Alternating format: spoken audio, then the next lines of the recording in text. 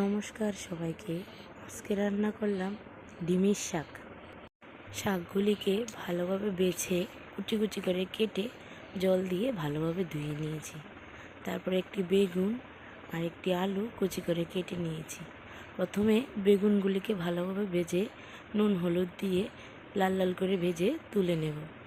তারপর ওই তেলে শুকনো লঙ্কা ও পাঁচফোড়ন দিয়ে আলুগুলি দিয়ে দেব, সামান্য নুন আর হলুদ দিয়ে। সম্পূর্ণ শাকটিতে আপনারা নুন আর হলুদটা পরিমাণ মতন মেপে দেবেন। তারপর আলুগুলিকে সিদ্ধ করে নেব কিছুক্ষণ। তারপর সিদ্ধ করে নিয়ে কিছু ভেঙে দেব অল্প অল্প। তারপর লাল লাল হয়ে এলে শাকগুলি দিয়ে দেব। শাকগুলি দিয়ে সামান্য নুন আর হলুদ দিয়ে কিছুক্ষণ ঢাকা দিয়ে রাখবো। আপনি জল বেরিয়ে আসবে দেখবেন, উপর থেকে জল দেওয়ার কোনো প্রয়োজন নেই।